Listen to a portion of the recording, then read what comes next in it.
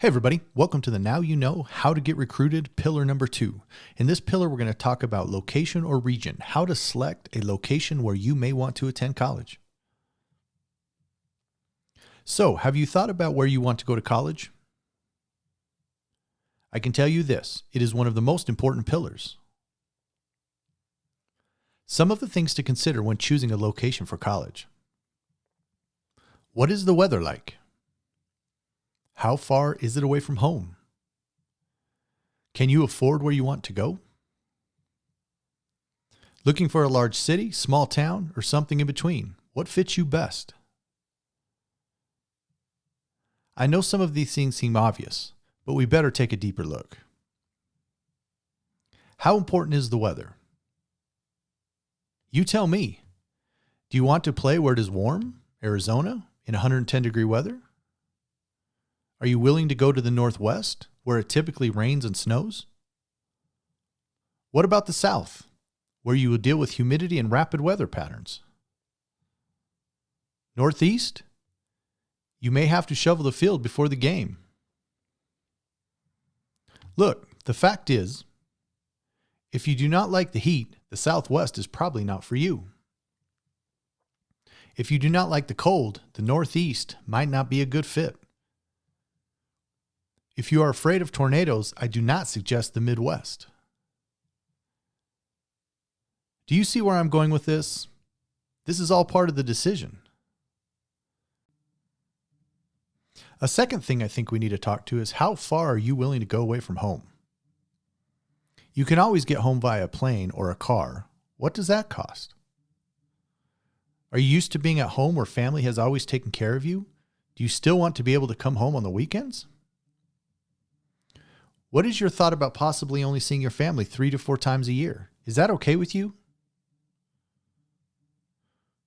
What is the reality? The reality is we often do not have the option to play in our home state. We have to discuss these things that will be barriers based on the distance away from home. If you do not like where you are at due to the lack of access to family or friends, weather, culture, size of the town or city, the probability is you will not stay. Is there a cost difference in different locations? Sure there is. You're going to pay a lot more for off-campus housing in California compared to Kansas. In some places you can take your car, others you will not be able to find parking, or at least affordable parking. What about travel home? How much does it cost for a plane ticket? How much does it cost in gas?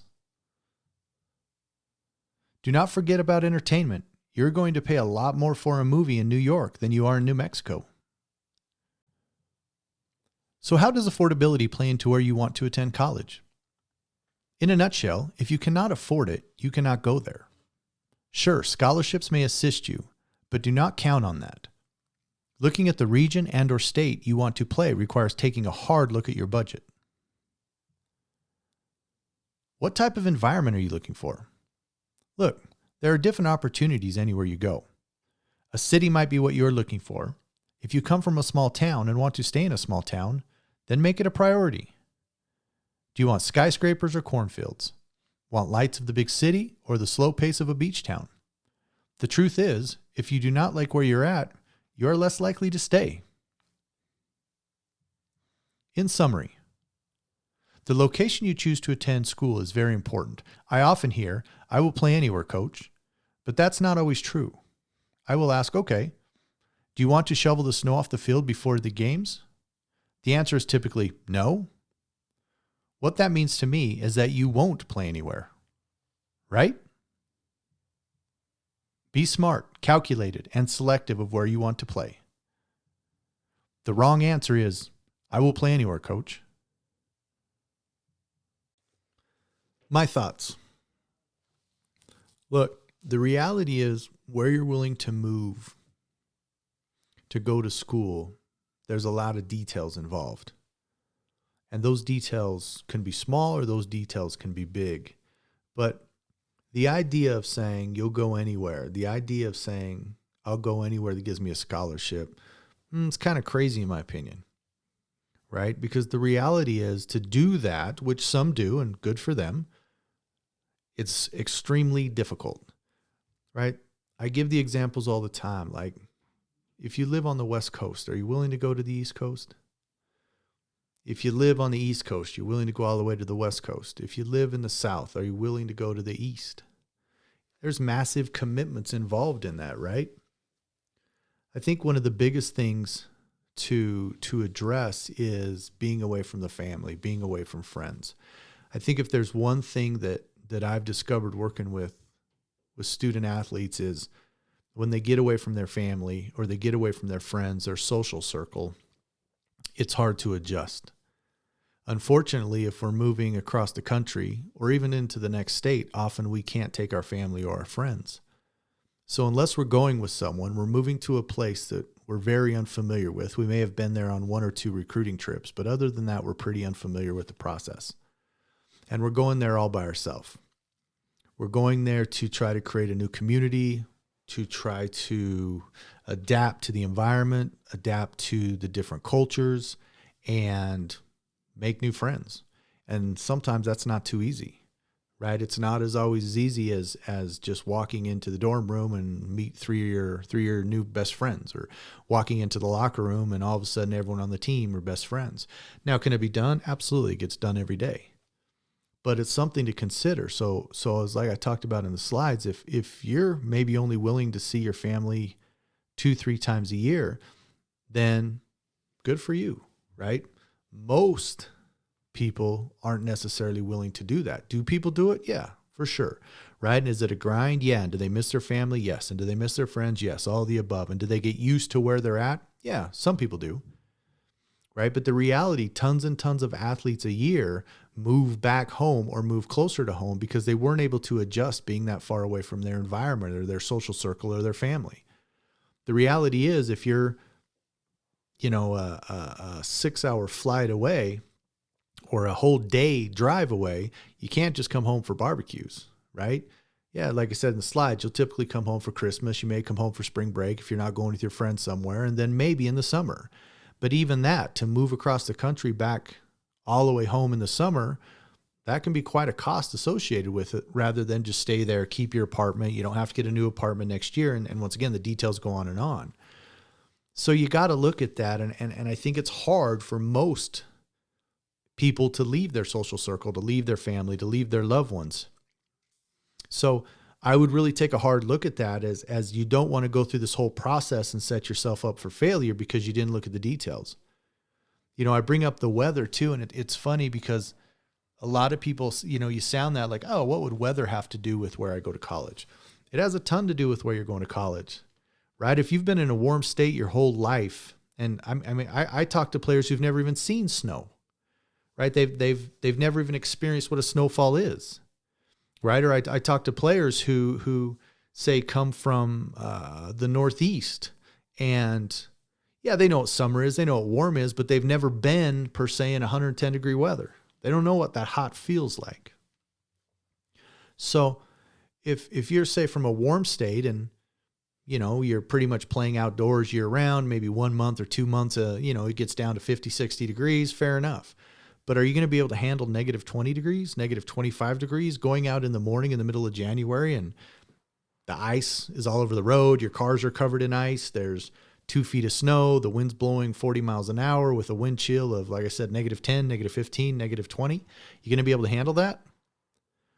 Well, it's something to consider, right? Because if you're not able to handle that and you just can't per se get through the winter, it's just too cold here. Well, once again, the probability of you staying is not very high. So you've put a lot of energy, a lot of effort into this process. And now that you're there and it's the middle of January and it's 2 degrees on average and you've never been in a cold weather state, that might not work out so well for you. So although it sounds minimal and it sounds almost silly to talk about, I can't tell you how important it is, because I can't tell you how many times that I've got into conversations with student athletes and it makes a difference. When I ask them, hey, are you willing, say a spring sport, you're playing baseball, you're playing softball, are you willing to play the first month of your season other than maybe when you're out of town, right? A lot of those schools, say from the Northeast, they go down south because they can't even play in the spring per se. Right? So let's say your first home opening game or your first home opening seasons 25 degrees, 35 degrees. Is that something you want to be part of? I think it's great. I'm not knocking it, but the reality is not everyone wants to be a part of that, right? So definitely something to consider. I think another thing to consider is the idea of cost, right? Like we think of, well, all these costs, and we cover costs in the financial pillar, but if you want to come home, you either got to fly home or drive home, right? Most of us are not lucky enough to play at a college per se in state where we can just catch a bus home or walk home, or maybe even just a minimal drive, right? Say 45-minute drive and we're home. So you look at costs, you look at plane tickets, $600 to $700 round trip, maybe get a deal, $300 to $400, fair enough, right? Or the gas money, say you're 2 states away and it's a 7-hour drive home and it costs you $250 to drive home gas. It's great, but still something you got to consider. It's still something you got to put in the plan, because that is going to go towards your total outcome of your output of finances over the year. If you fly home 3 times and it's $500 a round trip, that's $1,500 you got to add to your expenses per year. So something to think about, right? I think the ultimate goal for most people, not all by any means, would be to be able to play either in their home state or at least close to their home state. Well, what if you live in a state that maybe only has 1 or 2 colleges? What if you live in a state that has, say, 4 or 5 colleges, but they're all very competitive? Or let's say you don't meet the minimum requirements, either academically or athletically, to get into those colleges. Well, then you got to go out of state. You got to move on. I think that most, I would say, student athletes I talk to are interested in playing in their home state. They want to go down the road. They want to go an hour away, maybe 2-3 hours away, and be able to play locally because they're close enough to home. It matches all those criteria. The reality is it's simpler. It's not as stressful, right? There's not as much to it. You can always come home. You can always drive home. It may take you 2-3 hours to drive home, whatever. That's not a big deal compared to 4, 5, 6 hours on a plane. But the reality that's not possible for everybody. So how are you going to deal with that not happening if indeed you don't have the opportunity to make that happen? Sure, there are states that have, a lot of colleges. California, right? Between the community college, junior colleges, and Division IIs and Division I's and Division III schools, there's colleges all over. But once again, there's states that have 2 colleges. And if you don't fit in those colleges, or you can't get in those colleges, or you don't qualify, well, then you got to go somewhere else. So you think of that, and once again, you got to make note of the details, because it seems so easy just to say, oh yeah, I'll go anywhere. Oh yeah, I'm willing to go to this college because it's great. Well, why is it great? Does it check the boxes? Does it fit your needs, right? Sure, there may be a lot of pros, but what are the cons? You're never going to make a move in your life without pros and cons, right? And the pros may outweigh the cons. Great, then do it. But just know what you're doing.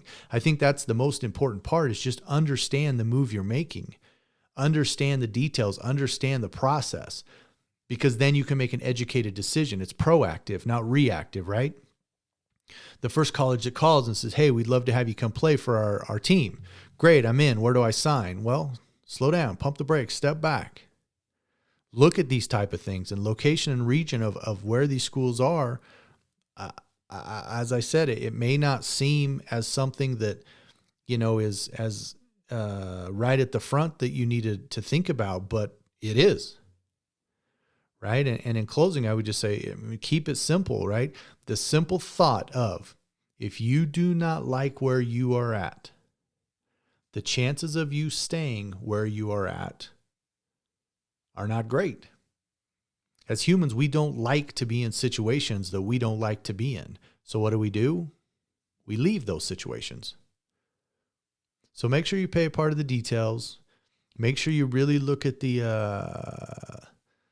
information. Get up there. Get on a recruiting trip. Go up there a couple times. Look at the town. Look at the infrastructure, the environment, the goods, the bads, the pros, the cons. Survey the campus. Is it a campus you want to be part of? The on-campus housing or off-campus housing, is that doable? Do you like that? All those things that you need to consider. Guys, I can't tell you how important that process is. So thanks for joining me in pillar number 2. We're going to move on to pillar number 3, where we're going to cover finances and financial